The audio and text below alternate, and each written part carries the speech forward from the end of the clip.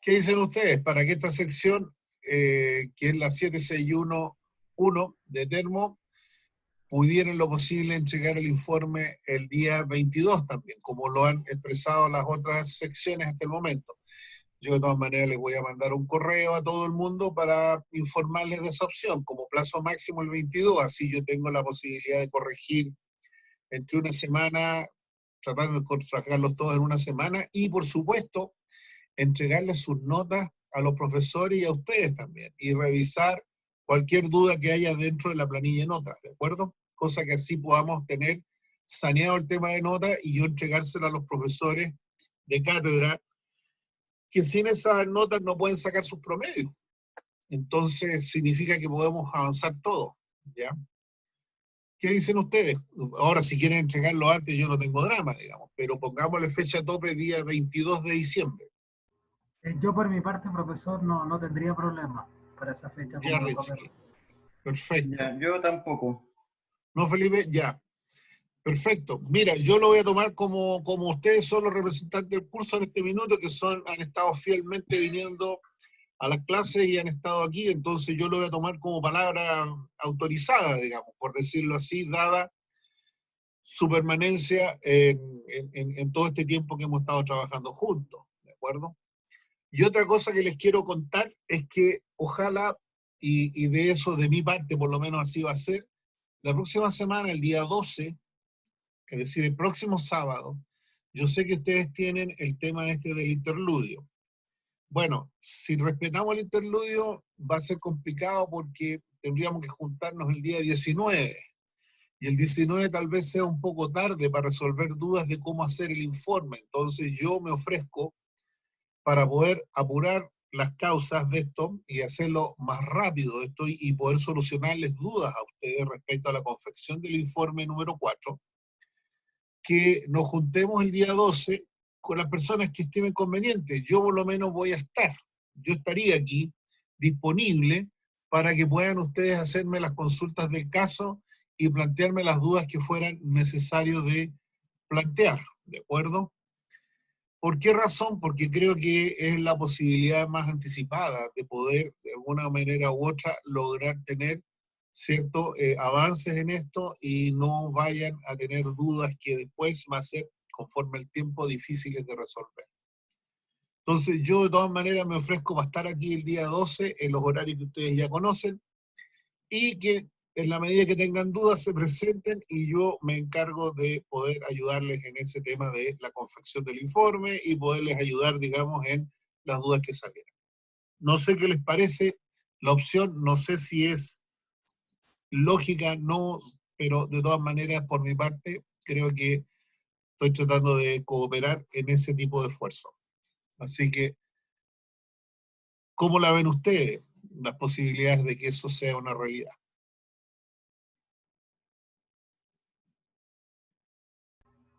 Bien, profesor, bastante real. Vale. Entonces, Sí. por mi lado, cuenten que yo el día 12 voy a estar aquí para atender las dudas, ¿de acuerdo? De todas maneras, les voy a mandar la invitación, como siempre se las he mandado, para los que estén en condiciones o necesiten aclarar dudas. De todas maneras, se las voy a mandar, ¿de acuerdo? Ya así espero que yo poder cooperar con ustedes y poder ayudarles en lo que pueda, digamos, desde la distancia en esto de confeccionar el informe, ¿de acuerdo? Bien, para que no se nos vaya el tiempo entre medio de los dedos, como está siendo ya casi una cosa increíble esto, el tiempo se va de manera inexorable, vamos a ver lo que tenemos hoy día, ya, respecto, digamos, a nuestro laboratorio número 4, ya el último laboratorio de la serie, donde espero que podamos conversar un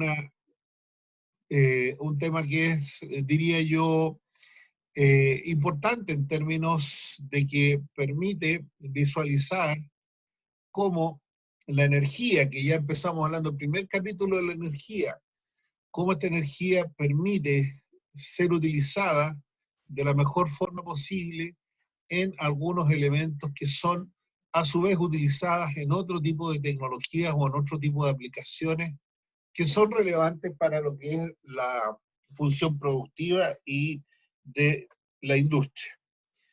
Así es que vamos a ver de qué se trata esto. Y vamos a ver justamente lo que se llama un reconocimiento de caldera. Cuando hablamos de reconocimiento de caldera, es lo mismo que hubiéramos hecho allá en la universidad, porque la caldera que teníamos, obviamente la desarmaron o se iba a desarmar y a sacar para reemplazar por una nueva. Así que este año habría sido imposible hacer otra cosa distinta a lo que estamos haciendo ahora.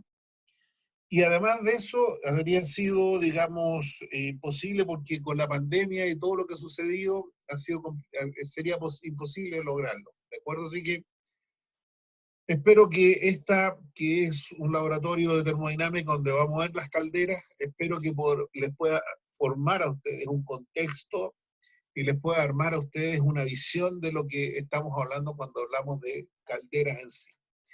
Así que vamos a ir avanzando en este tema, en principio tratando de cumplir los siguientes objetivos. Y por favor, en los informes no se salgan de los objetivos, chiquillos. Muchas personas, no sé de dónde sacaron unos objetivos que nunca han estado puestos en estas presentaciones. Ojo, otra cosa.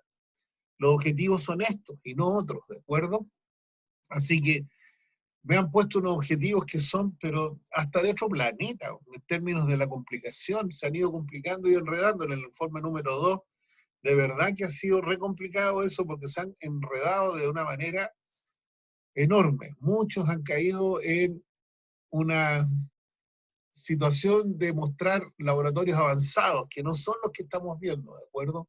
Son en otras áreas, en otra especificación, para otro tipo de laboratorios, ¿de acuerdo? Entonces, se han enredado y todo ello, lo cual no ha sido bueno, ¿de acuerdo? Entonces, no se salgan del tema que tenemos acá enfocado, por favor, porque eso los obliga a ustedes, digamos, a meterse en áreas que de partida no son más complejas, no las van a ocupar probablemente. Aquí estamos viendo lo práctico, lo objetivo, lo que está a primera mano y visible, ¿de acuerdo? Así que por favor, los objetivos son estos, nada más, ¿ya? De tal manera que vamos a tratar de que este estudio, que es desde el punto de vista descriptivo y un análisis de los diversos tipos de caldera, incluyendo un poco de las principales calderas que existen, sus ventajas y desventajas, ¿de acuerdo? Y tratando de mostrar qué particulares tiene cada una de ellas. Respecto a lo otro, lo específico, la idea es poder armar en lo posible para ustedes un criterio en el cual ustedes algún día, si se ven enfrentados a tener que tomar decisiones respecto a este tema, de lo que es una caldera, ustedes al menos tengan una película, manejen un idioma, busquen información, pueden meterse en la información y encontrar que hay un lenguaje que ustedes de alguna manera lo manejan, ¿de acuerdo? O tienen la opción de conocerlo, ¿ya? O reconocerlo, ¿de acuerdo?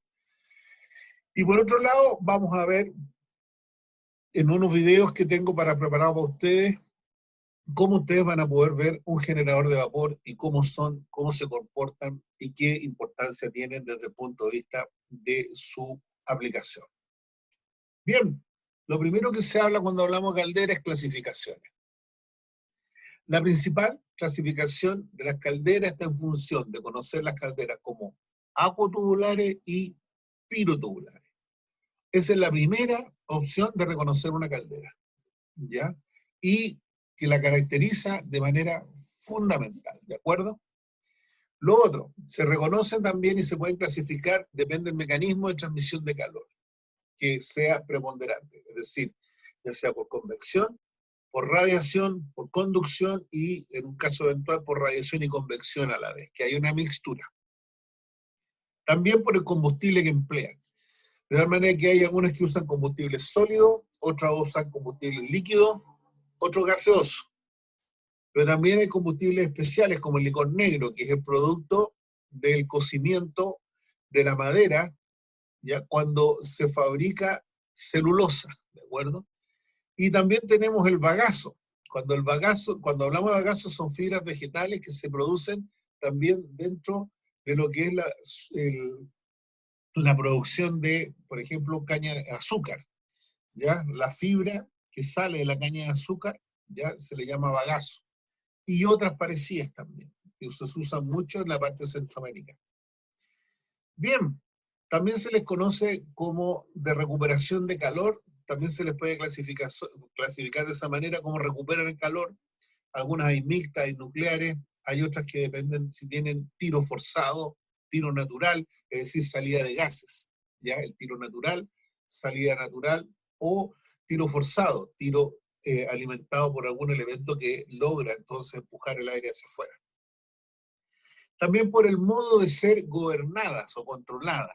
Entonces en ese caso tenemos de operación manual, semiautomática y automática, ¿ya? Entonces todas ellas van conformando formas de clasificarla. Y por último, por la naturaleza del servicio que prestan, ya sean fijas, portátiles, locomóviles o marinas. Cualquiera de ellas son formas de poder reconocerla, pero la más importante es la primera de ellas, acuatubulares y pirotubulares. Por lo tanto, vamos a reconocer un poquito de qué se trata una caldera acuatubular. Cuando hablamos de una caldera acuatubular, estamos hablando de una caldera que el interior de sus tubos lo que lleva es agua, acuatubular, agua. Y ese es el agua que se calienta para producir el vapor necesario. Y alrededor de esos tubos, por donde circula el agua, está la llama que calienta esa agua para producir ese vapor. ¿De acuerdo? Así es como nosotros podemos entonces hablar de estas calderas acuatubulares. ¿Para qué sirven? ¿Para qué son importantes y sus ventajas? Normalmente son calderas que trabajan a muy alta presión, lo cual es una ventaja porque la eficiencia térmica es altísima y sirve normalmente para instalaciones de centrales termoeléctricas o centrales o elementos que necesiten una alta cantidad de producción de vapor. Son bastante seguras porque no explotan en general, a pesar de que se han visto accidentes, pero no explotan. Su sistema de operación es automático, porque son enormes. Una central termoeléctrica tiene calderas de 13, 14, 15 pisos de altura. Por lo tanto, deben ser controladas por una sala de control, ya que automatiza el proceso, pero también hay un operador de central normalmente, ahí en esos tipos de funcionamiento. Usa para su operación vapor seco, es decir, digamos, un vapor con alta energía, donde hay una transmisión de calor enorme. Desde ese punto de vista también puede generar mayor trabajo, por eso se usan para centrales termoeléctricas, porque permite entonces mover turbinas y a su vez mover generadores eléctricos. Entonces hay una serie de elementos que permiten que esta caldera cumpla funciones importantes. ¿Algún inconveniente? Bueno, el tamaño y el peso que tienen, si son unas tremendas instalaciones, ¿ya? Por lo tanto, también implica un mayor costo, ¿ya? Porque también permite que tenga una gran capacidad de poder mantenerse, especialmente con el sistema de agua, que debe ser de alta pureza. Entonces, tenemos estas primeras calderas, que aquí la tenemos en un par de figuras en fotos, donde en esta primera figura que está aquí a la izquierda podemos ver una caldera con sus tubos, o sea, primero que nada vemos su quemador y la llama en el interior, en el hogar, y alrededor puros tubos que contienen el agua. Por esos tubos circula agua.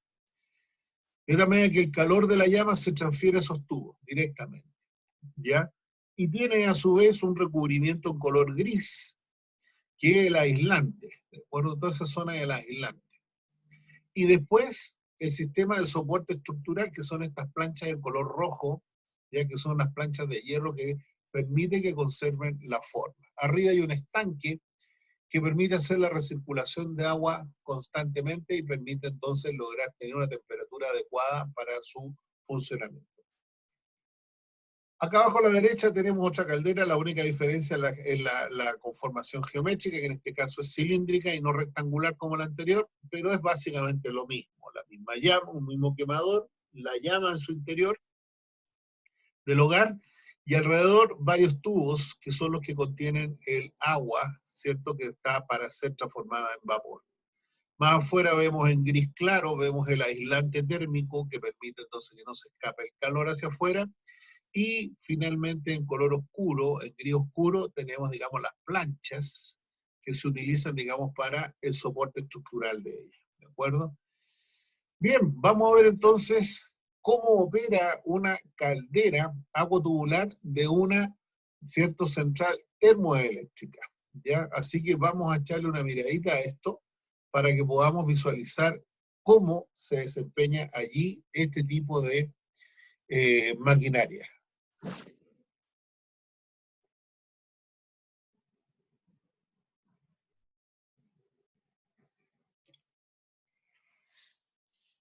De presión y temperatura específicas y controladas, de tal manera que se aproveche su energía de una manera eficiente y contribuya al proceso de generación eléctrica.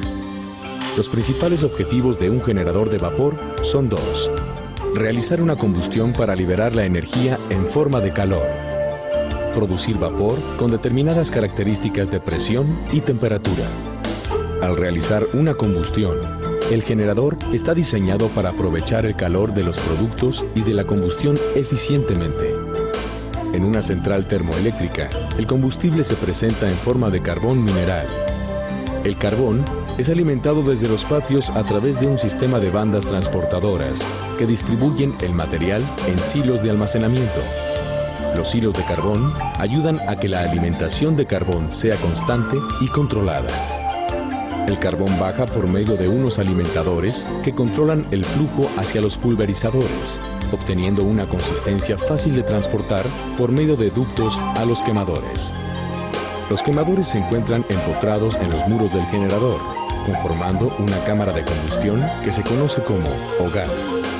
El aire requerido para la combustión es manejado por unos ventiladores denominados de tiro forzado, que lo envían a través de ductos hasta llegar a los quemadores y el hogar. La combustión en el hogar libera el calor que será aprovechado por otros sistemas para calentar agua circulante y transformarla en vapor, para luego sobrecalentarlo. Los gases calientes producidos por la combustión salen del hogar y son conducidos por pasajes y ductos antes de ser tratados y luego liberados a la atmósfera. En el generador se le conoce como caldera al conjunto de tubos que absorben la energía calorífica de la combustión para generar vapor. La gran cantidad de tubos alineados uno al otro forman una pared continua que envuelve al hogar y proporcionan una mayor superficie de calentamiento para aprovechar al máximo el calor de la combustión. Al estar llenos los tubos de agua, la absorción de calor produce vapor, por lo cual se les conoce como tubos de generación. Estos tubos se interconectan entre sí por medio de unos depósitos conocidos como cabezales de distribución. El domo superior es un tipo de depósito cilíndrico horizontal con un nivel determinado de agua que sirve para separar el vapor producido y el agua, y está conectado a los cabezales por medio de tubos elevadores. El circuito de circulación de agua se cierra con los tubos bajantes que conducen a un domo inferior por el exterior del hogar, y por lo tanto no están expuestos al calor.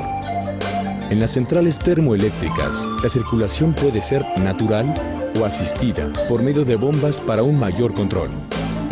El vapor saturado que sale del domo es calentado de nuevo por el sobrecalentador, que al estar expuesto al calor del hogar, eleva la temperatura del vapor a los niveles requeridos por la turbina en otra parte del proceso. El conjunto de tubos del sobrecalentador están a su vez conectados por un cabezal de entrada y uno de salida, y sus secciones están conectadas en serie para poder elevar la temperatura por pasos. El vapor sobrecalentado que circula en la turbina realiza un trabajo que hace que pierda parte de su energía. El vapor que sale del conjunto de alta presión de la turbina es conocido como vapor recalentado frío y es reintroducido al generador de vapor a través de otro conjunto de tubos expuestos al calor del hogar. Este conjunto de tubos eleva de nuevo la temperatura del vapor a la requerida por las etapas restantes de la turbina. El último conjunto de tubos expuestos al calor se llama economizador y se encuentra al final de la ruta de los gases antes de ser expulsados a la atmósfera. El economizador recibe agua de alimentación fría y la calienta a un punto muy cercano al de ebullición antes de conducirla al domo. De esta manera, el agua perdida por la generación de vapor es reemplazada por agua con características de temperatura que facilitan su evaporación y por lo tanto resultan en un menor consumo de combustible. Los gases que salen del economizador aún contienen energía y son conducidos por un precalentador de aire-gases, en donde ceden el calor al aire necesario para la combustión. Al calentar el aire del exterior antes de ser utilizado para la combustión, mejora las condiciones de esta y aumenta la eficiencia del generador de vapor. Los gases que salen del precalentador están ahora más fríos y pueden enviarse a la atmósfera sin que se desperdicien grandes cantidades de calor. En algunas instalaciones, los gases son conducidos por medio de un tiro hacia unos precipitadores electrostáticos antes de pasar a la chimenea. Estos aparatos utilizan filtros y pantallas electrostáticas para capturar las partículas suspendidas en los gases antes de salir a la atmósfera y así contribuyen al control de los niveles de contaminación del medio ambiente.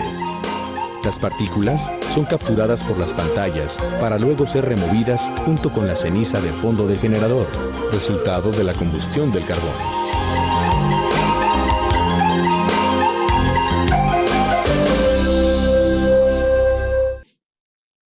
Como ustedes ven, es una máquina de alta calidad, con altos mecanismos muy complejos, y también permiten llegar a tener la posibilidad de que estas calderas acutubulares que están en las centrales termoeléctricas logren mayor eficiencia, porque esa es una de las cosas importantes cuando nosotros hablamos de este tipo de máquinas, es lograr la mayor eficiencia posible. El otro tipo de caldera, que también es súper reconocible y que forma y conforma el principal grupo de clasificación, son las pirotubulares. Y cuando hablamos de calderas pirotubulares, estamos hablando de calderas que en el interior de los tubos que tienen estas calderas circula el fuego o circulan los gases a alta temperatura. Y alrededor de esos tubos está lo que se llama el agua. La chaqueta de agua envuelve, digamos, a esos tubos. De tal manera que estas calderas pirotubulares tienen la posibilidad de considerar la posibilidad de tener instalaciones que no son tan poderosas en términos de presión, ¿ya? Y tampoco en términos de la potencia que ellas producen. Por lo tanto, tienen potencias pequeñas a medianas, no más que eso. Y en algunos casos solo producen vapor a una presión no muy alta, ¿de acuerdo? Que se destina normalmente a producción ya de energía, pero en forma limitada, también a calefacción y en algunos procesos que son también necesarios como fabricación de alimentos, desinfección, lavado, ya para procesos de tintorería también son utilizadas, ¿de acuerdo? Entonces, tenemos varias aplicaciones de estas calderas y son normalmente las que más se utilizan, porque son las que son de uso cotidiano, ya que las acutubulares normalmente son a otro nivel, ya para otro tipo de eventos productivos. Las ventajas de estas calderas pirotubulares están asociadas normalmente a que no tienen peligro de sobrecalentamiento, ¿ya? Y son menos propensas a fallas debido a que el tratamiento de las aguas y que se requiere para ellas no es tan elevado, ni son tan delicadas ese tema, ¿ya? Y tienen un funcionamiento bastante estable en general. Algunos inconvenientes es que para tomar presión de régimen o presión de trabajo demora. Por lo tanto, hay que empezar bastante tiempo antes para poder calentarlas y lleguen a la presión de régimen o a la presión de funcionamiento de producción de vapor. Y por supuesto que no pueden ser utilizadas para producir vapor a alta presión. Acá tenemos un par de ejemplos de turbinas, ¿cómo se llama? Calderas pirotubulares. Si ustedes se fijan, acá tenemos a la máquina por completo, aquí en el lado izquierdo arriba, donde tenemos en celeste todo lo que es el nivel de agua, y tenemos acá lo que se llama el quemador, la zona del quemador, y la zona donde se inyecta el combustible y se genera la llama en el interior del hogar de la caldera. Esta llama,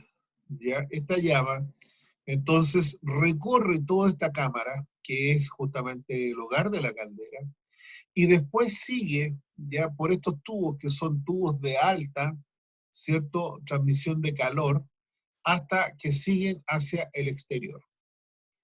Estos tubos están dentro de la chaqueta de agua, ¿de acuerdo? De tal manera que transmiten el calor que llevan, entonces lo transmiten al agua, permitiendo entonces generar el vapor necesario. Acá tenemos otra que es exactamente lo mismo, pero con un poco más, una figura más esquemática, donde indican algunos de los otros elementos componentes de la caldera, ¿ya? Y donde también tenemos la zona donde se quema el carbón o donde se produce la combustión de los gases hirvientes, de los gases quemados, salen por aquí, suben y se devuelven por este otro lado hacia el exterior. Si bien es cierto, esta es una caldera pirotubular, también son conocidas como tal, como se pueden clasificar también como los pasos que estas calderas tienen. Entonces nosotros podemos hablar aquí que tenemos calderas de paso par y de paso impar.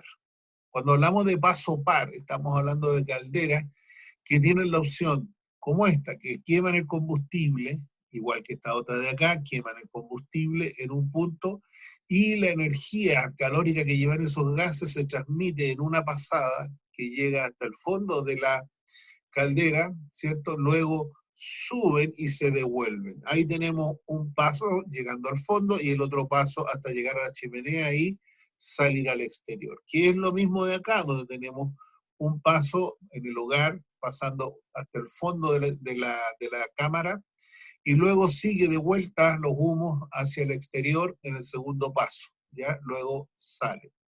Así es como podemos también clasificar las turbinas. ¿Cómo se reconocen si son de paso par o de paso impar? Se reconocen porque en el caso que haya turbinas como esta, o sea, calderas de este tipo, que son calderas de paso par, vamos a tener el quemador y la salida de gases exactamente en el mismo lado, en la parte de adelante. Pero cuando son de paso impar, normalmente el quemador está en la parte delantera y ¿cómo se llama? La chimenea de salida de humos está en el lado opuesto, ¿de acuerdo? Seguramente, y ahí se sabe el tiro que es una caldera de paso impar, ¿de acuerdo? Entonces, esa es la principal diferencia que existe entre ambas. Vamos a ver ahora un video donde se muestra una caldera ya pirotubular, donde un profesor, un ingeniero peruano, nos enseña en su laboratorio la caldera que tienen ellos y cómo es posible operarla y qué condiciones tiene esta para poder funcionar completamente bien. Así que le vamos a dar la entrada, ¿cierto? Para que ustedes lo vean y vean el video que está allí indicado.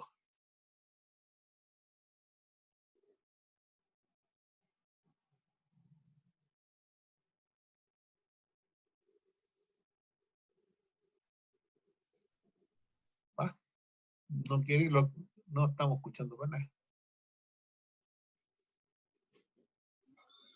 Profe, súbele el volumen en la barrita que está abajo. A mi espalda teníamos una máquina generadora de vapor, una caldera. Ahí se escucha, ¿cierto? Y me encuentro en esta oportunidad con estudiantes de la Universidad Nacional Mayor de San Marcos, de la Ya, Escuela qué bueno, se Superior de escucha, Textil y perfecto. Confecciones. A estos integrantes les han asignado una Esta tarea, caldera es igual a la que teníamos básicamente, en la universidad prácticamente. ver o determinar o recibir explicaciones sobre el funcionamiento de una caldera. Integrantes que nos visitan en esta oportunidad, Sariela Rojas Guaraz, Elizabeth Torre Ruiz. Y yo soy el ingeniero Eduardo Garro, quien va a tener a su cargo las explicaciones correspondientes.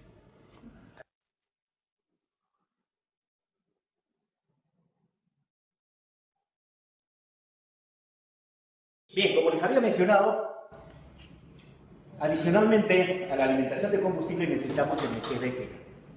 Contamos entonces con un tablero eléctrico que va a alimentar de energía eléctrica tanto al quemador como a una bomba de alimentación de agua. Entonces, el otro punto importante para que funcione una caldera, se necesita de una alimentación de agua a través de una bomba. Pero ojo, el agua que necesitamos de alimentación para una caldera tiene que ser agua tratada, agua blanda. Esa agua blanda se obtiene como resultado del ablandamiento de agua, que es un proceso en el cual el agua dura se convierte en agua blanda. ¿Cuál es la finalidad del agua blanda? Es evitar que se formen incrustaciones en la parte interna de la caldera. Esas incrustaciones van a retardar el proceso térmico. Entonces, por lo tanto, el agua que se necesita de alimentación para la caldera tiene que ser agua blanca. Muy bien. Enseguida vamos a ver las partes que tiene una caldera. ¿Bien? Hice referencia a un momento determinado de un quemador. Este quemador es un quemador del tipo no atmosférico. ¿Qué significa? Que necesita adicionalmente de un motor y de un ventilador para alimentar de aire constantemente hacia la caldera, hacia la parte interna, pero de ese aire lo que vamos a aprovechar es el oxígeno para el proceso de la combustión. Porque este quemador internamente va a generar energía calorífica, fuego, llama, y esa llama se va a convertir en energía calorífica que va a cumplir una función determinada para calentar el agua y finalmente en un momento determinado hacer hervir el agua. Después hacer las explicaciones del caso. Necesitamos de un quemador. Luego tenemos un sistema controlador de nivel de agua. Este sistema controlador de nivel de agua cumple la función de controlar el nivel de agua dentro de la caldera y va a enviar la señal correspondiente si baja el nivel de agua para que automáticamente se reponga el nivel de agua a través de la alimentación de la bomba. No nos olvidemos que a medida que se va generando vapor, el vapor se va utilizando, por lo tanto el nivel de agua va bajando, entonces hay que reponer esta agua para tener constantemente vapor. Muy bien, nuevamente en esta zona entonces tenemos el sistema controlador de nivel de agua. Por otro lado tenemos un presostato. Este presostato va a controlar la presión de la generación de vapor. Y este presostato cumple la función básicamente de controlar un nivel máximo y un nivel mínimo de vapor. ¿Dónde vamos a registrar esa presión? Aquí en este manómetro. Este manómetro, por ejemplo, es un manómetro de 0 a 200 psi de presión. Por decirles un ejemplo, si nosotros tuviésemos aquí 100 psi de presión, o sea, 6.9 bares de presión. A 6.9 bares de presión vamos a tener, de acuerdo a tablas termodinámicas, una temperatura de vapor de aproximadamente 169 grados centígrados. Muy bien. Controlador de nivel de agua, presostato. Vamos a seguir viendo los otros elementos que tiene la caldera. Continuamos por acá. Tenemos acá unos sensores. Estos sensores, hay dos sensores, un sensor de nivel mínimo y un sensor de nivel máximo. Entonces, sobre la cuestión del nivel de agua van a haber dos controladores, el nivel de controlador de agua por acá y otro sistema de sensores de nivel, que si por alguna razón falla este sistema, tenemos esto, o si falla lo otro, tenemos el otro elemento importante. Tenemos aquí otro elemento muy importante, que es una válvula de seguridad o de alivio. ¿Cuál es la función de esta válvula? Es que si por alguna razón se genera sobrepresión dentro de la caldera, esta válvula se va a abrir automáticamente por forma mecánica, porque internamente tiene una serie de resortes. Y el excedente o exceso de vapor va a salir por aquí. Les mencionaba, por ejemplo, en el presostato, si la presión máxima está regulada a 100 libras de presión y por alguna razón no funciona correctamente, puede haber una sobrepresión y esta sobrepresión entonces va a salir por aquí. Quiero resaltar una cosa muy importante, el mantenimiento, ya que estamos aprovechando de este lado, del mantenimiento de esta válvula. Es muy conveniente que esta válvula cada cierto tiempo se accione teniendo vapor. Significa que yo debo abrir accionando esta válvula. Lo recomendable es que sea una vez por semana. Al abrir esto, yo voy a hacer que salga vapor por aquí. ¿Qué me va a permitir o cuál va a ser el objetivo al accionar esto? Es que la válvula la mantenga siempre operativa. Si yo no acciono esta válvula en forma periódica, puede trabarse, los elementos internos pueden agarrotarse por efectos de oxidación, todo ese tipo de cosas, y puede ser que en el momento que más lo necesitemos, esté trabado el sistema y no cumpla su función, y eso es muy peligroso. Luego explicaré qué pasa cuando no funciona bien esta válvula. Muy bien, otro elemento importante es esta zona. Por aquí salen los gases de combustión hacia el medio ambiente. Esos gases de combustión son el resultado del proceso de la combustión generado por el quemador de la caldera. Muy bien. Otro elemento importante es la zona de la salida de generación de vapor hacia la parte interna de la empresa. ¿Correcto? Muy bien. Enseguida voy a mostrarles a ustedes la parte posterior de la caldera.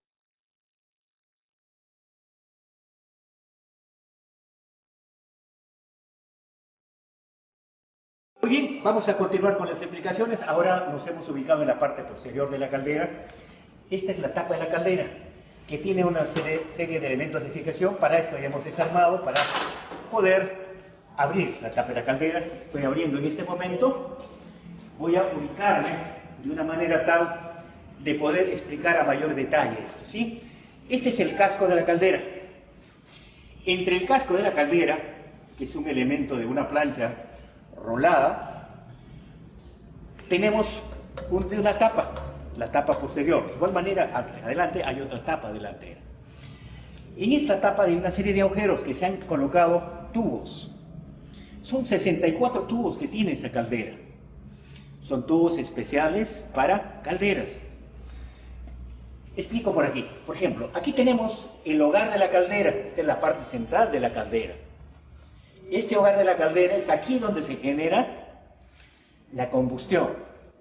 Veamos un poquito con un detalle lo siguiente. El quemador propiamente, si pueden ustedes ver en la parte interna, la parte central, pueden ver la parte central de la caldera, al fondo va a estar generado en toda la parte del hogar de la caldera, y va a generar calor. Ese calor correspondiente va a hacer de que se aproveche. ¿Para qué? Para que llegue a esta zona y el calor ingrese por estos tubos, por cada uno de estos tubos, en esta parte triangular que se muestra. Y ese calor va a llegar al fondo, y del fondo va a regresar por estos tubos, y finalmente el calor va a salir por aquí, pero ese calor va a ser generado por los gases de combustión de paso, y finalmente los gases de combustión van a salir por aquí. ¿Correcto? Bien. Entonces, primera etapa, hubo calentamiento aquí, se calentó esta parte rolada. De igual manera, al pasar el calor por los tubos, hace que el agua que está alrededor de los tubos vaya calentándose. Y en conjunto, finalmente, ¿qué se va a lograr? Se va a lograr que por el efecto correspondiente del calor que se ha generado por efectos de la combustión correspondiente, va a hacerse que el agua hierva. Al hervir el agua, que está de este punto hacia abajo en estado líquido y desde aquí para arriba en estado de vapor, el estado líquido va a pasar a estado de vapor, y ese vapor es el que se va a utilizar en los procesos industriales. Ahora, en esta zona de la tapa, si apreciamos aquí, tenemos lo siguiente. En esta tapa tiene un protector térmico, que es una empaquetadura térmica para evitar que el calor que se genera internamente se desperdicie hacia afuera. Y por otro lado, de igual manera aquí. Esta zona tiene relación con la parte triangular que hemos explicado aquí. Cuando venga el calor va a tocar con esto y va a regresar hacia la parte interna. Y en esta zona lo que tenemos son ladrillos refractarios. Van a refractar el calor que se va generando por este lado y va a regresar por los tubos hasta la parte final que explicaba, y luego finalmente sale por aquí y los gases de combustión finalmente salen al exterior. Bien, entonces la generación de vapor es que esta máquina generadora de vapor es una máquina en la cual el agua pasa de estado líquido a estado de vapor. No olvidemos que el calor que genera el quemador correspondiente es el que se aprovecha para el proceso térmico. Muy bien, ahora vamos a pasar hacia la parte delantera nuevamente, ¿sí?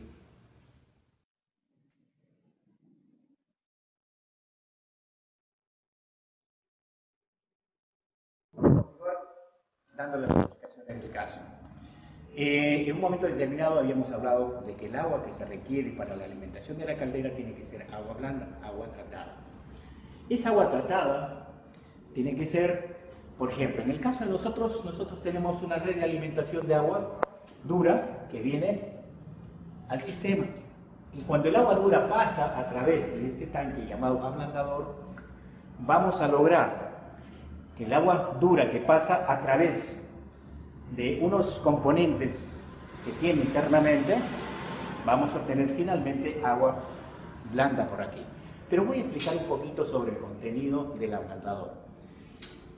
Aquí vemos un tanque vertical en la que si dividimos en 3 partes, 1/3 de altura debe ser totalmente libre y las 2/3 partes debe estar compuesto, la mayor parte, de una resina, que es un producto químico, ¿correcto? Enseguida va a estar compuesto de grava intermedia y una grava gruesa. Son lechos que al final vamos a tener dentro y va a ser las veces de un filtro.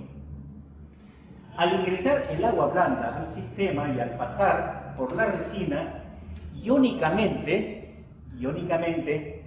la resina va a retener las partículas de calcio, magnesio y otras sales que viene con el agua con el agua dura, pero que al pasar por este lecho se convierte en agua blanda.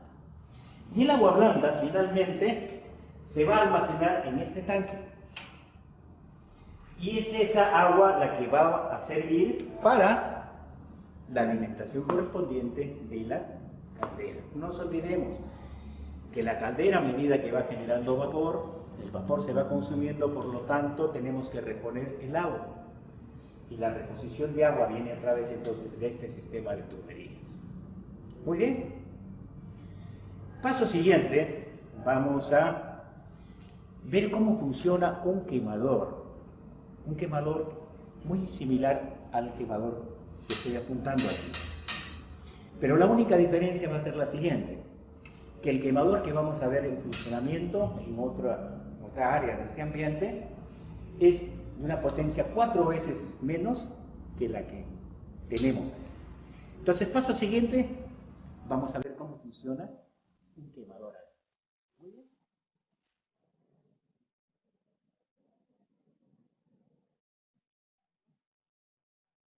Bien, continuando enseguida, vamos a ver el funcionamiento de un quemador a gas.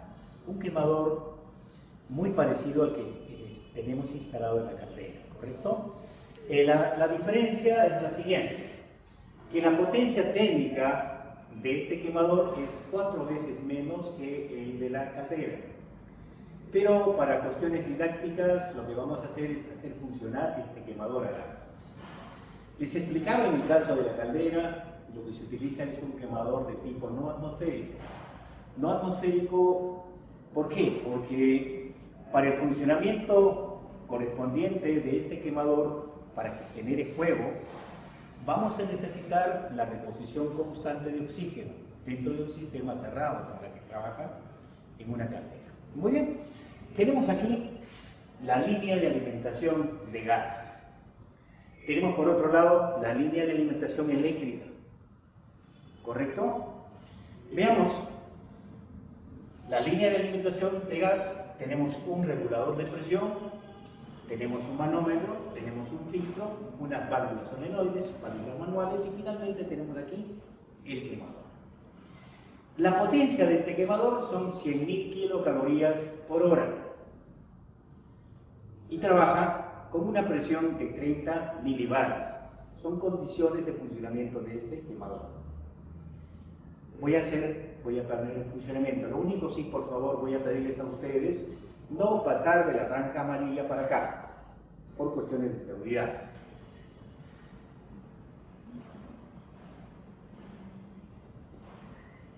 ¿Me avisan? Bien, explico nuevamente. No debemos de pasar esta franja amarilla por ninguna razón hacia este lado, hacia el lado donde yo me encuentro, por cuestiones de seguridad. Bien, voy a poner en funcionamiento quemador. Les decía, la potencia es 100.000 kilocalorías por hora de potencia térmica y funciona a 30 milibares de presión. Tenemos la línea de alimentación, ya tenemos la línea de alimentación. Voy a abrir la válvula de gas. Luego voy a abrir la otra válvula de gas y voy a accionar el quemador. Y ojo, este quemador va a funcionar en forma automática. Y vamos a ver por otro lado, aquí un punto muy importante, aquí, esta varilla. Este es un sensor. Este sensor nos va a sensar temperatura, que se va a poner al rojo vivo, ¿correcto? Si por alguna razón se apaga el fuego, este sensor va a detectar caída de temperatura y por lo tanto inmediatamente va a enviar una señal para que se cierren las válvulas y deje de entrar combustible. Muy bien, ya tenemos las condiciones dadas. Por seguridad, un quemador, por otro lado, genera ruido y hay una serie de peligros, uno puede quemarse, en fin, tantas cosas. Entonces yo tengo que tomar las precauciones de seguridad. Mis lentes, mis auriculares o mis tapones, que puede ser, y mis guantes, ¿correcto? Voy a poner en servicio.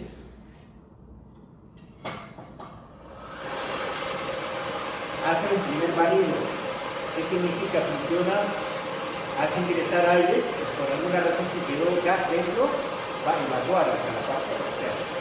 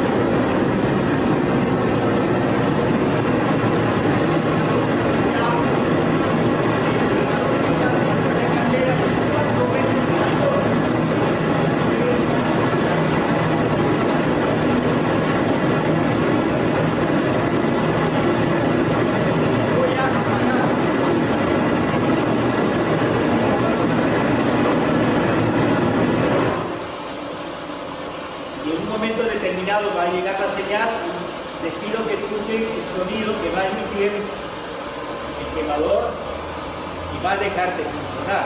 Bueno. Accionó las válvulas y se apagó el quemador. Por eso les mencionaba que este quemador es totalmente automático. Ahora hay quemadores del tipo manual, de encendido manual, del tipo de encendido semiautomático, y hay del tipo automático. Muy bien. Entonces, con esto terminamos las explicaciones correspondientes del funcionamiento de un quemador muy parecido que funciona pero dentro de una caldera. Ese calor o ese fuego nos va a generar calor. Y ese fuego lo que ese calor vamos a utilizar para el proceso térmico dentro de la máquina generadora de vapor. Al tener combustible, ¿qué tenemos? energía química que llega al quemador. Al generarse el fuego, se convierte en energía calorífica y a la vez genera también luz. Y esa energía calorífica es la que se va a utilizar entonces para el proceso de la generación de vapor. Muy bien, les agradezco muchísimo a ustedes por su presencia. Si tienen alguna pregunta hacia mi persona, encantado estoy para poderles absolver las preguntas que consideren ustedes por convenientes, ¿sí? Les agradezco muchísimo a ustedes. Espero prontamente tenerles nuevamente a otro grupo de compañeros para poderles de igual manera apoyar en este proceso educativo. Muchas gracias. Bien, como ustedes pudieron observar, esta máquina tiene una serie de aspectos bien interesantes y por eso se ocupa muchísimo desde el punto de vista productivo y de la opción de poder generar con ella vapor de buena forma. También podemos hablar en términos de su clasificación dependiendo de la configuración que tengan las calderas.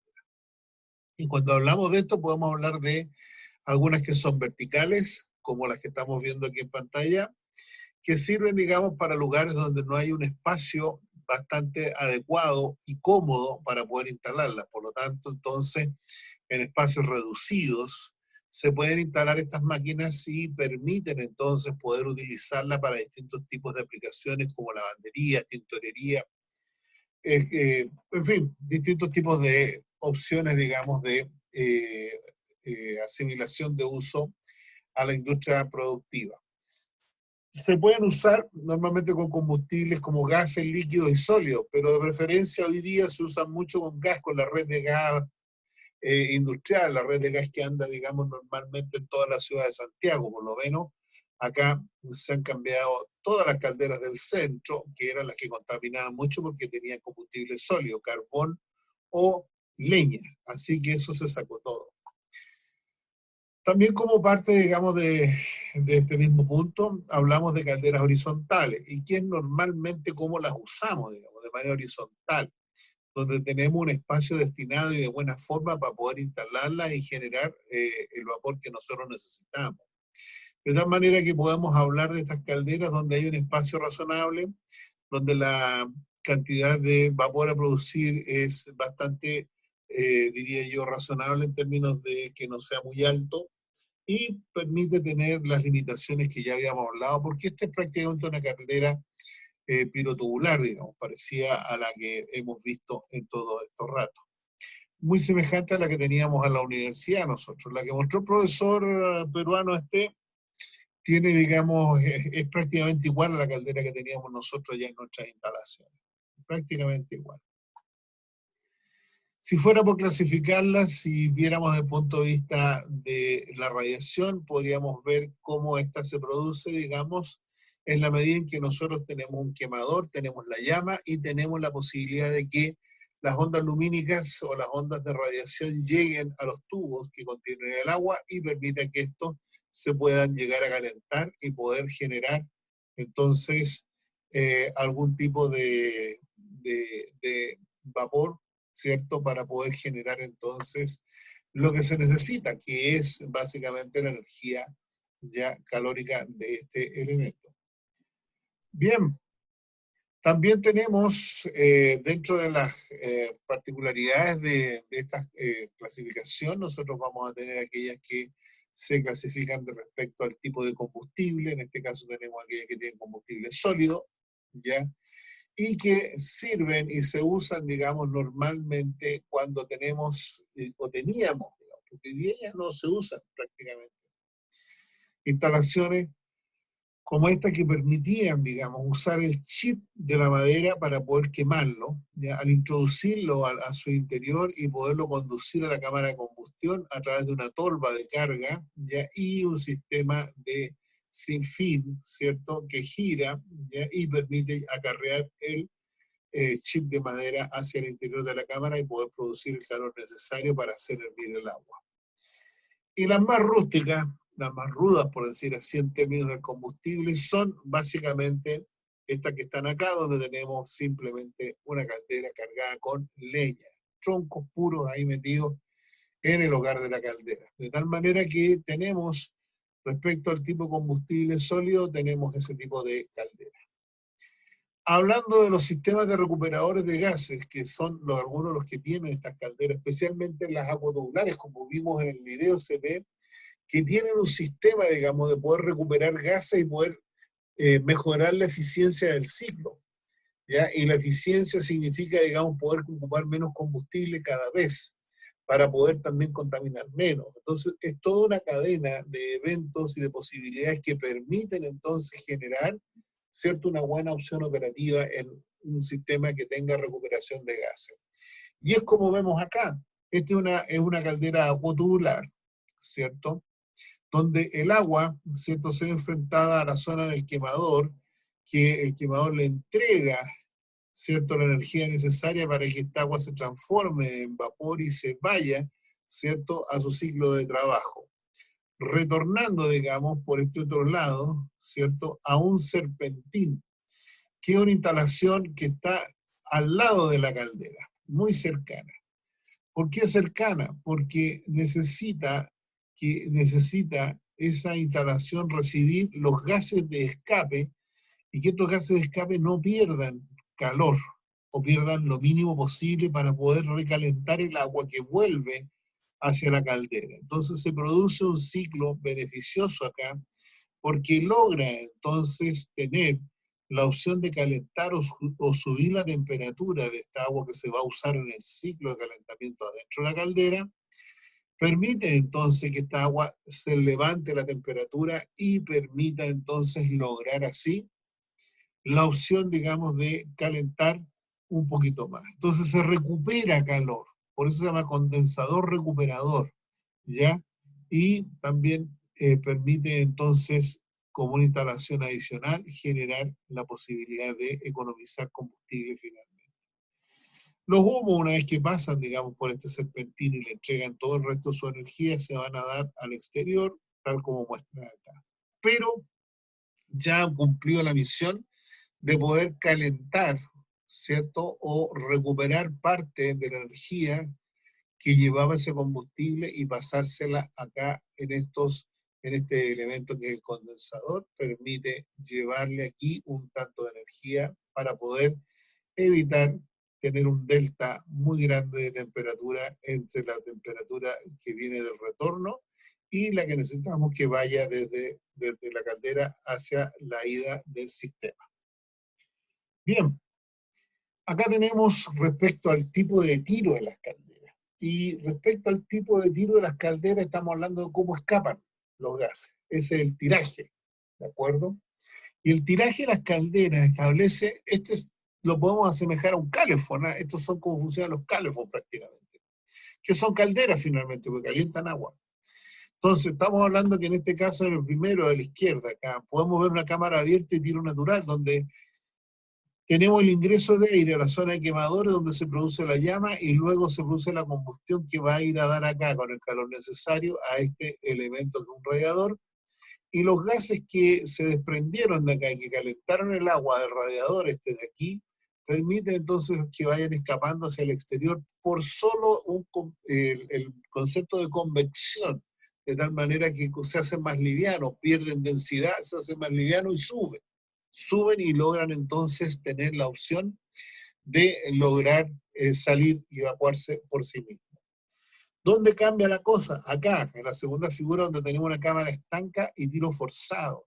Aquí tenemos un ventilador que empieza a jugar un papel relevante y tenemos un sistema cerrado en el cual está en su interior el calefón. De tal manera que en este sistema cerrado, este ventilador que ustedes ven acá, permite dos cosas. Primero que nada, en la medida que este se echa a funcionar y anda, permite absorber aire desde el exterior, introducirlo a esta cámara estanca y mandarlo a la zona de quemadores. Que es el camino natural, no hay otro por donde ir. Pero, ¿qué pasa entonces? Con este ventilador funcionando, logra, ¿cierto?, aspirar ese aire que se logra quemar aquí, ¿cierto?, y forma la combustión aquí en el interior, como vemos acá, y logra nuevamente por densidad esto subir, calentar este serpentín y de ahí seguir hacia afuera porque este ventilador permite succionar también a esos gases y hace la labor de tomarlos y empujarlos hacia afuera. Eso es lo que se hace cuando nosotros tenemos una cámara estanca y de tiro forzado. Aquí a la derecha, ya este tercer tipo, digamos, de caldera, estamos viendo que tiene un ciclo que es de cámara abierta y tiro forzado, es decir, acá abajo está abierto de tal manera que el aire entra de manera libre, solo que es ayudado a su ingreso, ¿cierto?, por este ventilador que ayuda y facilita que entre este aire y queme de mejor forma la mezcla, permite entregar ese calor alrededor y de allí los gases que sobran, los gases quemados, son tomados y empujados hacia afuera para el exterior, de tal manera que han cumplido el ciclo correspondiente. Respecto al tipo de servicio que prestan, ¿ya?, estamos viendo que existen ya las famosas locomotoras, digamos, que aquí hay una caldera que se le provee de ruedas, ¿cierto?, y permite obtenerse un movimiento de desplazamiento en el cual se le puede colocar un carro atrás para poder mover pasajeros. La hemos visto en algunos tipos de eventos, estas locomotoras que son de vapor. Respecto a este otro es lo que se llama un locomóvil aquí a la izquierda, y es un elemento que se puede arrastrar a través de esta pértiga, y permite entonces ser llevado a distintas instalaciones donde la energía es compleja de poder obtener, pero necesaria. Entonces, esta es una caldera que tiene estas ruedas verdes, que permite con estas ruedas verdes generar movimiento a través de unas poleas, permite generar movimiento sobre bombas de agua, permite sobre generadores eléctricos, y también existe la posibilidad, si son manufactureras de madera, permite también manejar todo lo que son las opciones de procesado de maderas con algunas máquinas como aserradoras, cepilladoras, etc. Con eso entonces tenemos una máquina que nos permite lograr entonces energía mecánica finalmente. Bien, acá aparece el mismo profesor. Este video se los dejo para que ustedes lo puedan ver. Él muestra una caldera ahora, pero solamente está dedicado a lo que es la caldera en su interior y lo que trae. Aquí da bastantes detalles. Se los dejo para que ustedes lo vean como un aporte más a lo que hemos estado viendo. Bien, pero el video que sí me importa, sobre todo para la segunda pregunta del trabajo de investigación, es este, porque este indica cómo funciona una caldera en su interior, de tal manera que vamos a ver cómo esa caldera presenta cierto nivel de dificultades y cierto nivel de posibilidades de regular su funcionamiento desde el punto de vista de su mantenimiento, ¿cierto?, de su operación y de su servicio seguro. Por lo tanto, entonces, con este video vamos a poder ver ese tema. Este video lo generó una empresa que se llama Spirax Sarco, que trabaja en la automatización de este tipo de maquinaria, y permite entonces, con su experticia, permite mostrarnos, ¿cierto? Spirax Sarco a través de este video nos permite mostrar una muy buena opción de funcionamiento, porque instalar una cámara adentro ya de la caldera en el fondo, para mirar qué pasa en el interior. Así que lo vamos a ver. Y ustedes,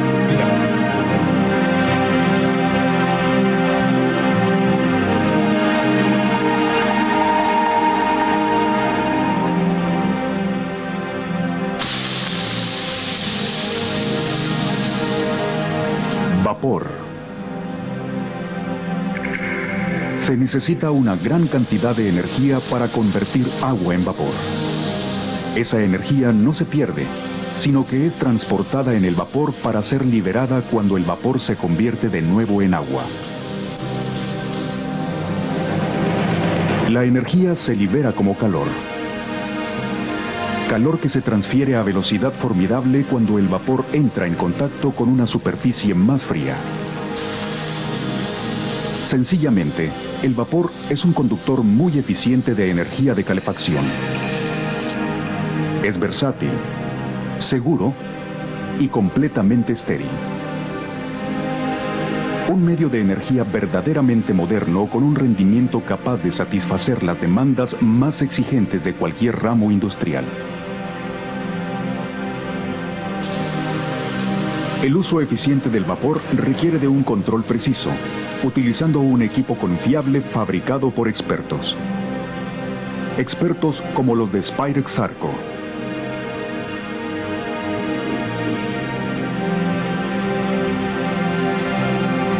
De hecho, no hay mejor lugar que la caldera para ejemplificar esto.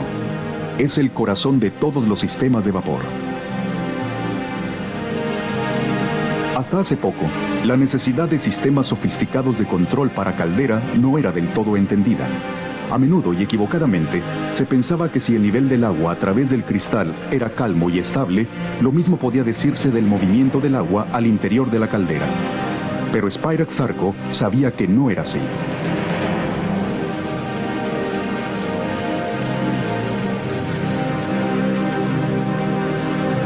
Spirax Sarco ha filmado escenas que nos revelan el misterioso mundo interno de la caldera. Un visor especial montado en la parte trasera de una caldera industrial típica permitió la filmación de su comportamiento mientras la caldera era expuesta a una serie de pruebas minuciosamente controladas. El resultado es un extraordinario testimonio visual de acontecimientos que solo habían sido vistos por unos cuantos. Pero para poder apreciarlo en su totalidad, debemos examinar algunos conceptos fundamentales.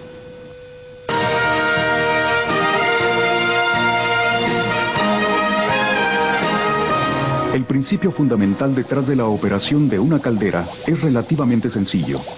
El agua es calentada hasta su punto de ebullición y se produce vapor. Conforme se evapora el agua, su nivel baja y habrá que suministrar agua para mantener un nivel dado. El nivel del agua puede ser extremadamente sensible a cambios, como un aumento en la demanda de vapor. El primer propósito de los sistemas de control es mantener el nivel del agua dentro de los límites superiores e inferiores. Si es demasiado bajo, las superficies de calentamiento quedarán expuestas y la caldera se sobrecalentará. Si es demasiado alto, el agua podría ser aspirada junto con el vapor, resultando en una pobre calidad de vapor y arrastre. El diseño compacto de las calderas modernas implica que esta banda de operación es muy angosta. Por lo tanto, un control preciso se ha vuelto imprescindible para una operación segura y eficiente.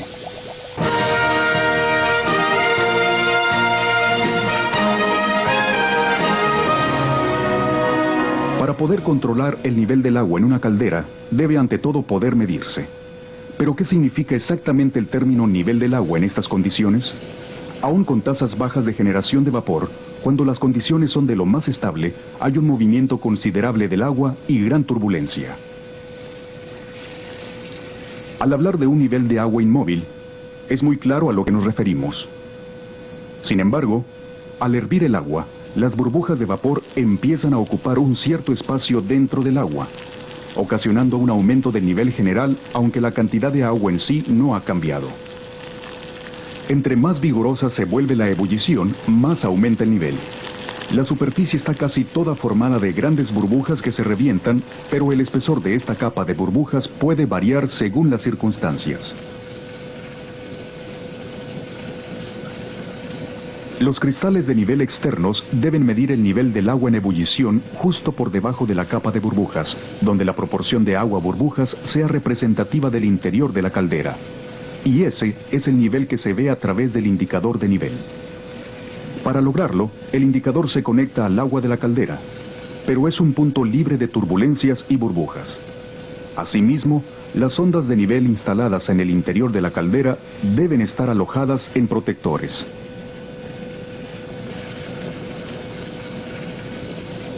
Para un control seguro del nivel de la caldera, son indispensables sondas de nivel precisas y confiables.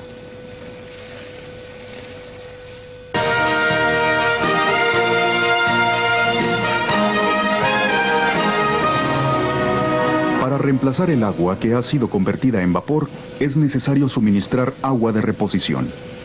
Un método común para lograrlo es conocido como control de nivel on-off. Cuando el nivel del agua cae a un cierto punto, la bomba de alimentación se enciende y llena la caldera hasta el nivel adecuado, y así se repite el ciclo. Es bastante sencillo de llevar a cabo, pero interfiere con el delicado equilibrio al interior de la caldera. Esto puede ser demostrado de manera eficaz comparándola con un recipiente de agua en ebullición que produce vapor a una tasa constante hacia la atmósfera. Al añadir una cantidad de agua fría, esto tiene un efecto dramático. Inmediatamente se suprime la tasa de ebullición. Por consecuencia, la generación de vapor disminuye y la tasa solo puede recuperarse hasta que el agua haya alcanzado nuevamente su punto de ebullición. Esto es una desventaja del control de nivel on-off. Los mismos efectos pueden ser vistos en la caldera, pero dado que ocurren en un periodo de tiempo más largo, son menos evidentes. Las tomas fotográficas proporcionan una imagen clara de los acontecimientos. Tan pronto como se enciende la bomba, la ebullición es suprimida y el nivel cae. Al apagarse la bomba, la ebullición se recupera lentamente y el nivel empieza a subir, solo que continúa ascendiendo por encima de la posición off de la bomba debido a la reaparición de las burbujas de vapor. Note la formación de niebla justo después del encendido de la bomba. Esta niebla se debe a que el vapor recién generado se vuelve a condensar por el repentino descenso de la temperatura del agua. Tan pronto como la bomba se apaga y la temperatura aumenta, la niebla desaparece. Así, con el control on-off, el nivel del agua sube y baja continuamente, lo que también hace la tasa de generación.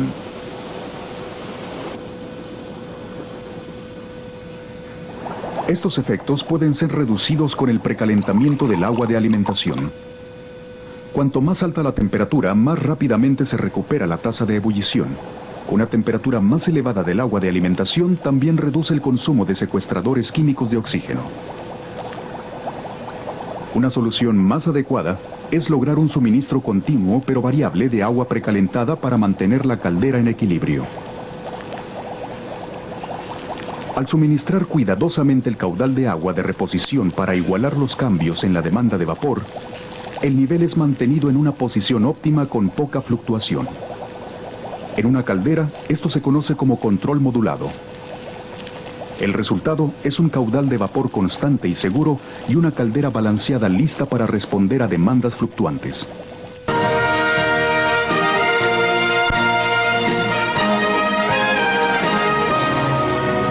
Si usted compara para una misma demanda de vapor una caldera operando a 8 bar y otra a 3 bar y medio, podrá ver que en la operación a baja presión la superficie es mucho más turbulenta salpicando agua hacia el punto de salida del vapor. La razón de ello es que las burbujas de vapor son más grandes a baja presión y al ser más grandes causan más turbulencia conforme se rompen en la superficie. Trabajar a baja presión es obviamente menos estable y hay más probabilidad de que gotitas de agua contaminen la calidad del vapor cuando el nivel del agua alcance su punto más alto. Por ello, si se requiere vapor de baja presión, es aconsejable operar la caldera a su presión de diseño y en el punto de aplicación bajarla con una válvula reductora de presión.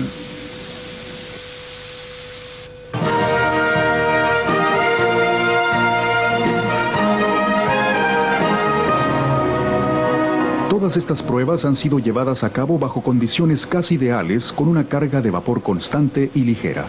Sin embargo, las demandas de vapor reales son raramente estables. Varían frecuentemente y una caldera debe ser capaz de responder a estos cambios. Cuando la demanda de vapor aumenta, la caldera tardará un poco en aumentar su generación para igualar la nueva demanda. Sin embargo, durante este periodo de transición, la demanda de la planta sobrepasa la cantidad de vapor que la caldera puede producir. El resultado es una caída de presión en el sistema de vapor. Una caída de presión tiene mayor efecto en el interior de la caldera. Observe cómo reacciona al aumentar temporalmente la demanda de vapor, pero dentro de la capacidad máxima de la caldera. La superficie del agua burbujeante empieza a aumentar con una rapidez sorprendente. Dentro de pocos segundos, el nivel es tan alto que el agua y la espuma son arrastradas hacia el punto de salida del vapor.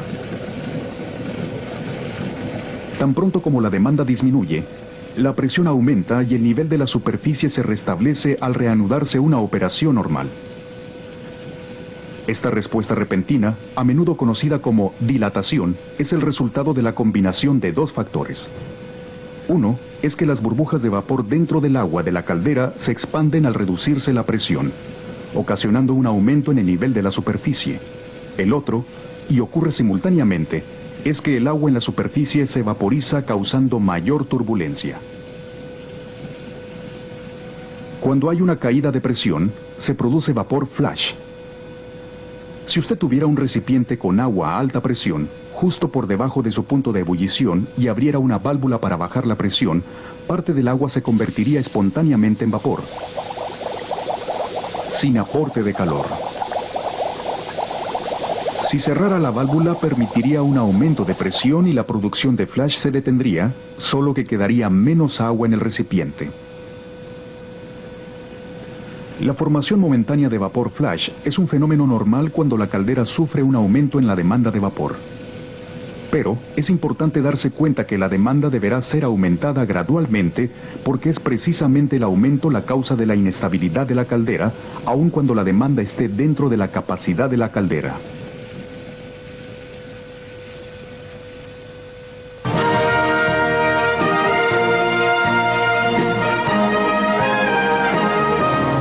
Si la demanda de vapor es aumentada más allá de su capacidad de generación, aun por un periodo muy corto, esto puede ocasionar problemas de golpe de ariete y nivel bajo de agua en la caldera.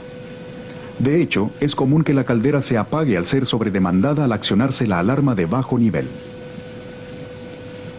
Para explicar esto, fíjese lo que ocurre cuando la demanda de vapor es aumentada suavemente hasta un 15% por encima de la capacidad máxima.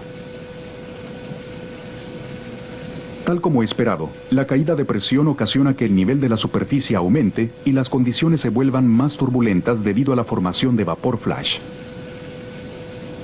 Muy pronto, el agua es aspirada hacia la toma de vapor, pero esta vez al sostener la sobredemanda, el nivel turbulento de burbujas sigue subiendo, llegando a ocultar el visor de la cámara y ocasionando un arrastre casi continuo.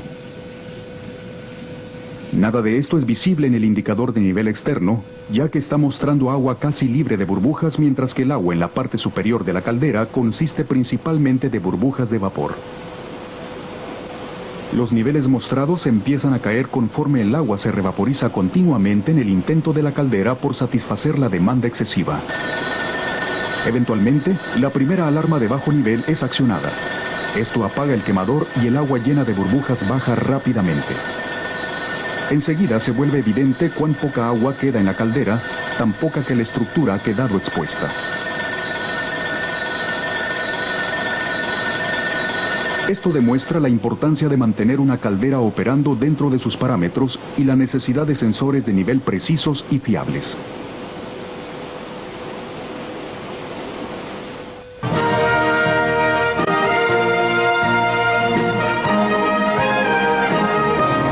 El agua contiene sales químicas en solución llamadas sólidos disueltos.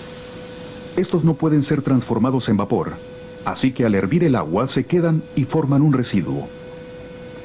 Este proceso sucede continuamente cuando una caldera produce vapor y si no hubiera control, la concentración de sólidos disueltos aumentaría a un nivel inaceptable.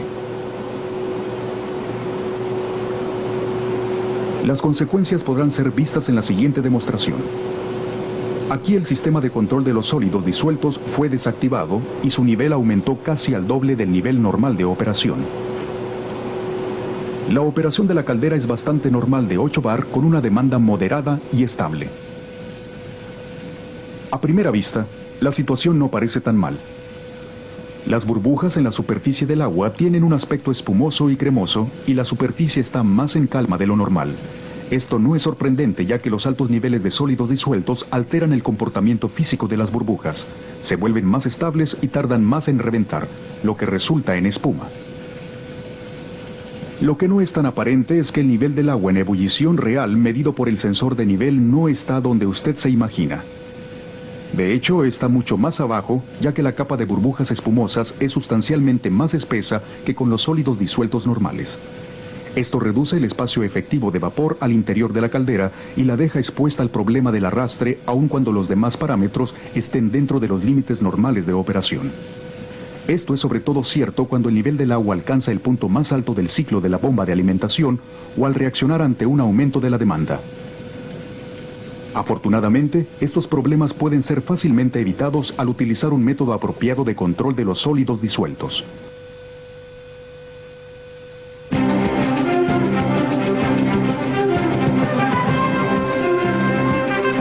Los niveles del agua en una caldera deben ser mantenidos dentro de un rango de operación muy estrecho. Demasiado alto puede ocasionar arrastre, demasiado bajo y la alarma de nivel bajo de agua se dispara apagando la caldera.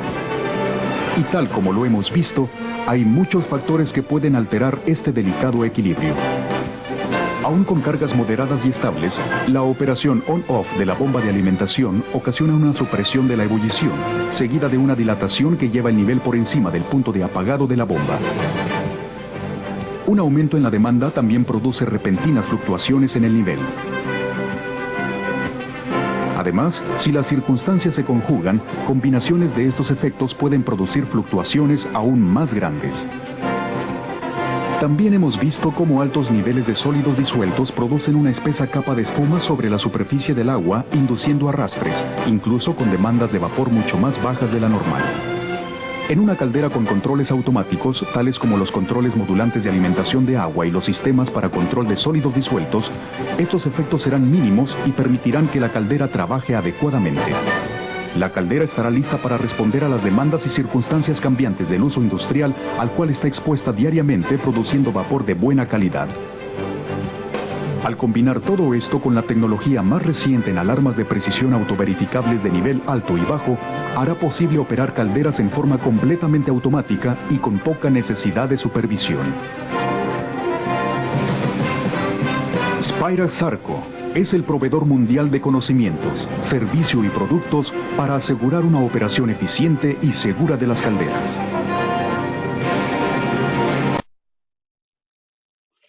Bien, como ustedes pudieron observar, Spirax Sarco está dedicada exactamente a las condiciones bajo las cuales una caldera puede operar, ofrecer un buen servicio y tener un sistema de mantención acorde, digamos, a lo que ella necesita como máquina para poder producir convenientemente lo que es el vapor que utiliza.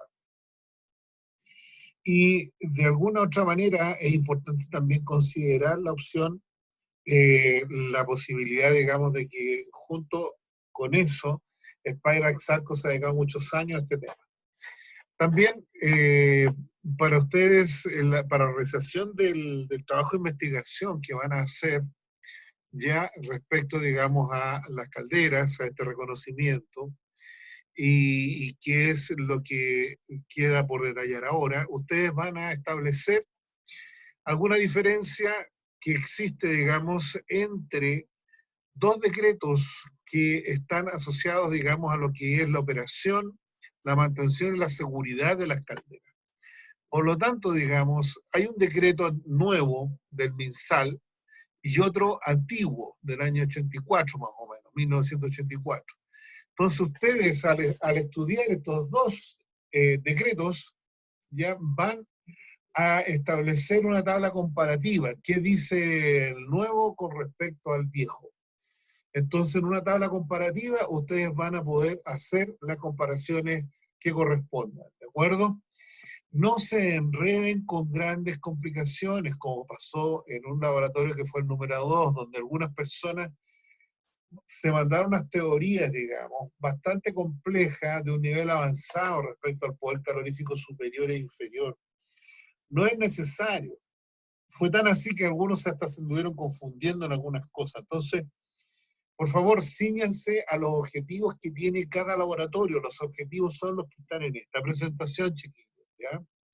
Y lo otro, no se vayan a hacer trabajos que están fuera, orientados, digamos, a otras cosas. Incluso hay gente que cambió los objetivos que están en este trabajo, que están en la presentación, ¿de acuerdo? Entonces, se enredaron, hicieron unos trabajos, pero con una complejidad que de verdad finalmente resultaron fuera del foco de atención de esto. Entonces, no se vayan por las ramas, no se vayan para otras áreas, métanse solo en esto. No es necesario que se investiguen cosas complejas, porque ustedes en este minuto no lo van a necesitar. Ustedes necesitan una visión amplia nada más, ¿de acuerdo? Entonces, no se metan en esos temas. Por lo tanto, entonces, cuando vayan a hacer, estudien y hagan las comparaciones respecto a la mantención, la operación y la seguridad de calderas en función de esos dos decretos, ¿de acuerdo?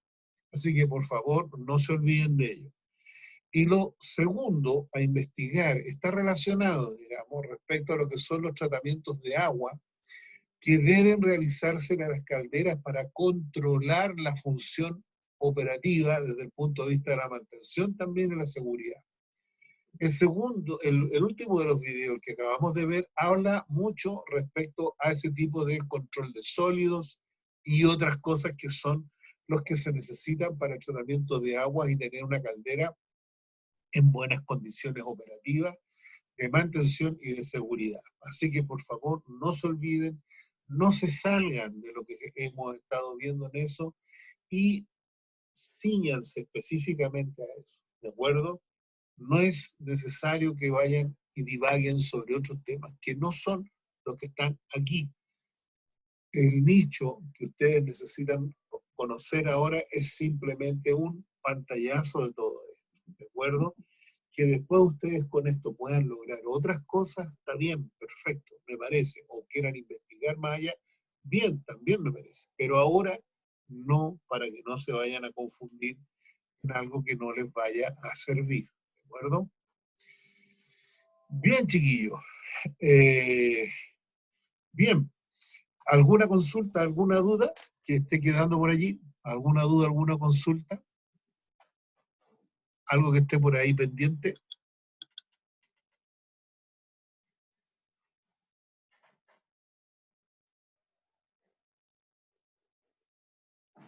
Bien, si no hay una duda, alguna consulta específica, bueno, de todas maneras, si surgen después me mandan correos y lo conversamos.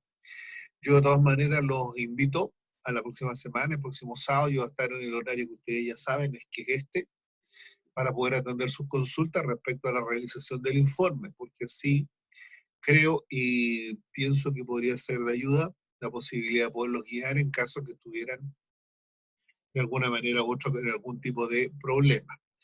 La entrega, yo voy a mandar un correo, estuvimos conversando recién, Valentina, ya que te integraste hace poquito, ya, estamos conversando, digamos, de que la entrega de este informe va a ser el día 22 hasta las 12 de la noche, ¿de acuerdo?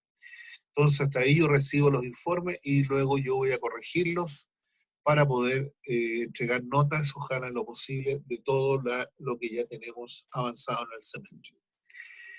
Bien, oye, un gusto de verlos, les deseo un buen fin de semana, espero que estén muy bien, que cuídense mucho, en la segunda ola parece que se nos viene con este bicharraco que nos está complicando la vida, y por lo pronto nos estamos viendo en la próxima oportunidad.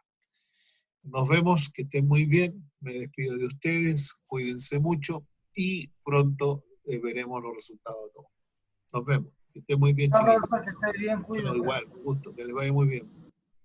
Chao, profe, Chao, cuídese. profe. Chao, Valentina. Chao, Felipe. Que estén muy bien.